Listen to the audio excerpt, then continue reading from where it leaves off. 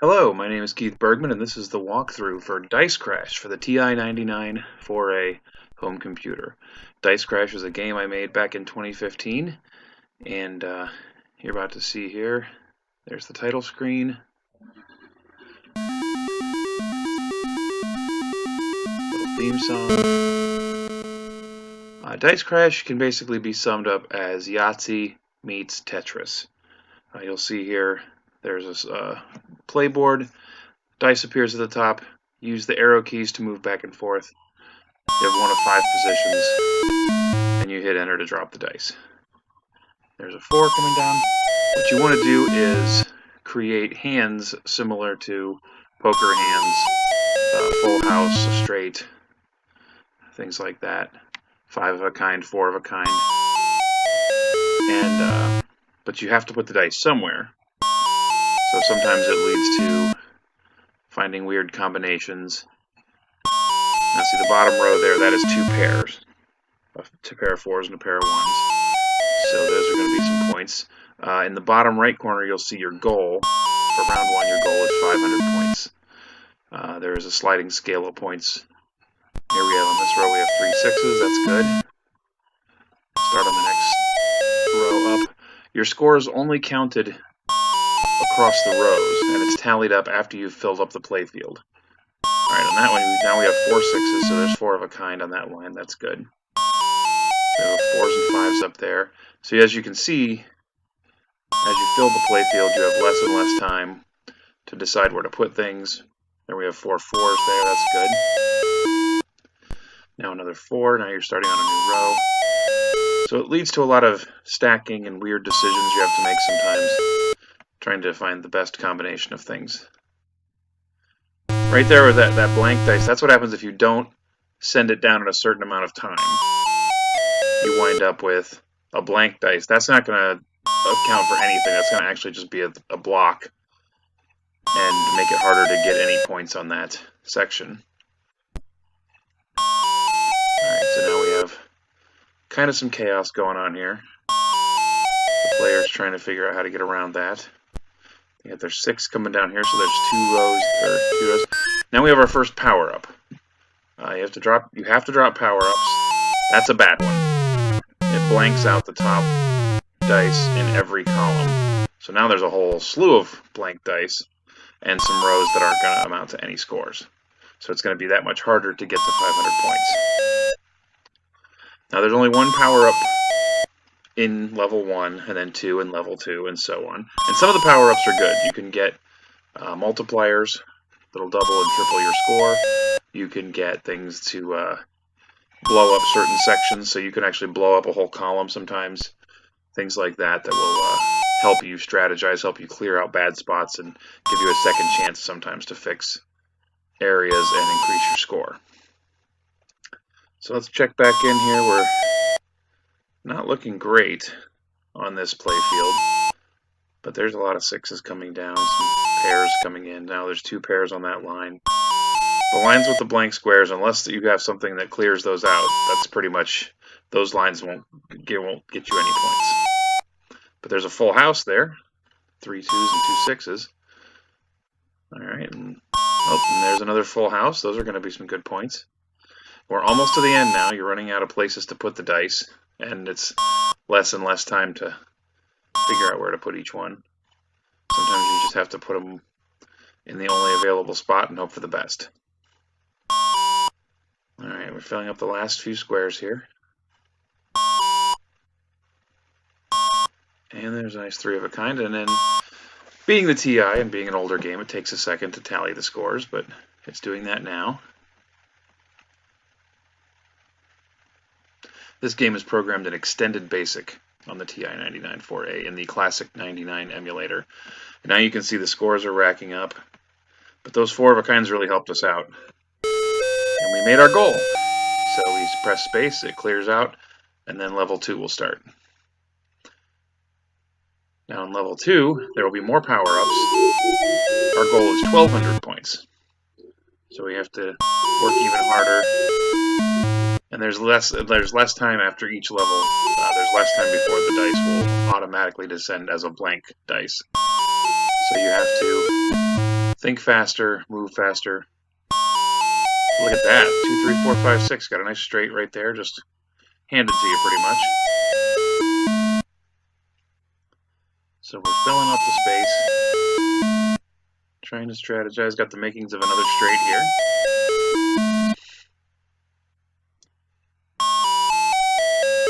Now the power-ups will come sooner, since there's more of them in this level. They kind of space out evenly.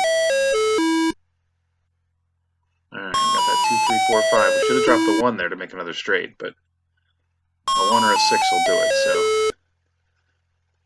Nope, but now we got 2 pairs up there to deal with also. Possibly another full house. Oh, here comes our first one. This is a good one. Here's a good one. Wait for that happy sound. There it is. So now all of our scores will be doubled. So it's going to be relatively easy to get to that 1200.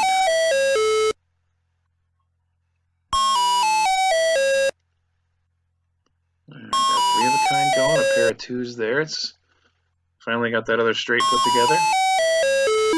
It's a good looking board right now. A lot of points. Now you can go well over your goal, and in fact, you can even surpass the next level's goal this early in the game, which I think we will do here unless some of these really get wiped out. And that's good because there's going to be other rounds not too long from now when it's going to be hard to get any score at all. So anytime you can just run the score up in these early rounds, that's the way to do it. Alright, 2 pairs there, 2s and 6s. Trying to keep that other straight going there in that line. But see, you're starting to run out of options again now that we're getting up here. Oh, here comes another power up. What does this one do? That one takes out a whole row at the top. Not a lot of damage, but that could potentially clear out. As you get to know what each power-up symbol is, it's very helpful. Some of them are just going to mess you up. Others you can use, like that one. If you had blank tiles, you could use that to clear them out. Or if you had put a dice in the wrong place, you could clear that out and get another chance to make a better hand. Alright, we're getting toward the top here. We're going to rack up quite a number of points on this one. There comes another straight. Full house. Alright, a lot of good stuff coming down the pike on this one. Get into those top rows. 3 of a kind there, 4 of a kind, 4 5s now on that row. 3 of a kind on top, so 4 more dice to go. Almost there. That would have been a much better dice to have up top. Alright, and now we tally our score again. And I think we're not going to have any problem blowing past that goal of 1,200 points.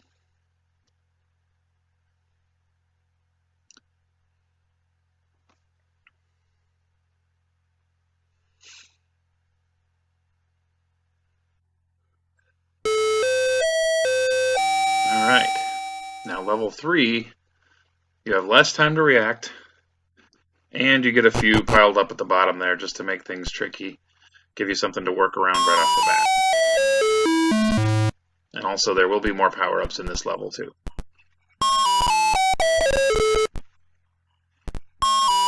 One thing we may do with a sequel to this game on the TI, or in a different version of the game for another platform, is make a mode that's more like Tetris, where, for example, those 4 2s right there could count for something.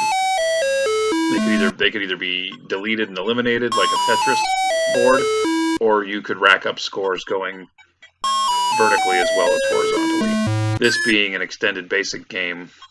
Oh, there's another power-up. Takes out the entire column. So that's a good way to clear out some dead wood if you've got a couple rows that aren't really performing score-wise, or if you've got some blanks to get rid of. That's a good power-up to find. Not sure if we did more harm than good there or not, but there's a lot of potential here for this game. This is, like I said, this is the first version of it. I made this back in 2015 in Extended Basic. The key response is not great on the TI. It's not the most lightning fast response, sometimes that can be tricky, and you can end up dropping dice in places you don't want to. This is a game that could probably use a rewrite, or maybe get compiled into assembly language. There's definitely some ideas for it for a sequel, but that's pretty far down the priority list right now. We've got a few other projects in the works.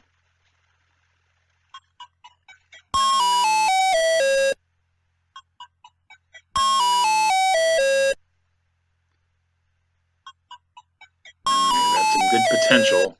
Got a full house potential there. Who knows when that next power-up's going to come along and mess things up, though. There's 2 pairs. 3 of a kind. There's our full house.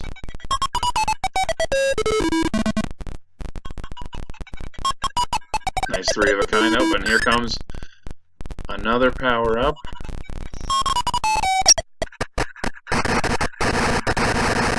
Blowing things up in an upward pattern, clearing out some more space again.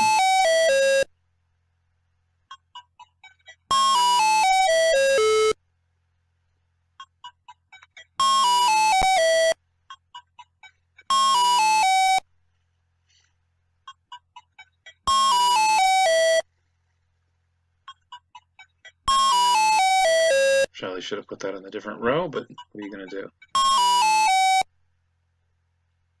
Now's about the time when it gets to this height at this level is when it's easiest to drop dice in the wrong place.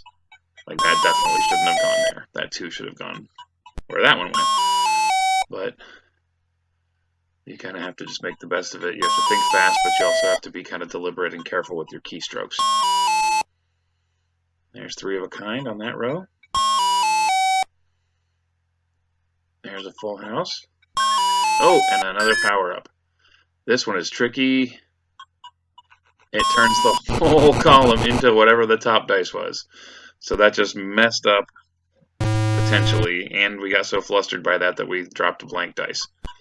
So now we have 1s everywhere, but a couple of those formerly decent rows no longer look so good score-wise. We do have a 4 of a kind up top there.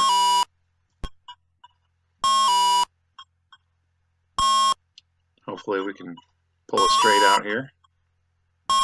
Look at that, there's the 5 we need. Pair, 2 pair. Alright, you see where it gets a little hectic and chaotic. Now we didn't have to worry about the score, but we definitely are going to run into problems next round if we don't really rack up some points.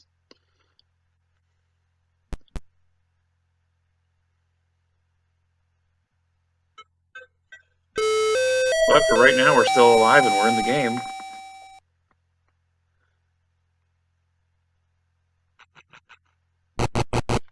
Level 4, things getting even faster. Oh, already messed up once. And we got a blank dice left for us in that stack there, so it's going to get trickier as we go. It's going to get harder to keep up. And harder to score enough points to keep going. So eventually, I don't remember exactly what my highest score when I was playtesting the game, but I know that's a nice sound. Usually with that multiplier, if you can get a 2 or 3 times multiplier, you can usually save yourself. I want to say I got into the 5,000 or 6,000 point range, and maybe to level 5. And I haven't played in a while, because this game's been done for a bit. But I think that's about where I'm at, as far as the high score. But I think I'm going to play some more and try to see how far I can get. Anyway, thanks for watching. This has been a walkthrough of the game Dicecrash by Keith Bergman for the TI-99 4A home computer.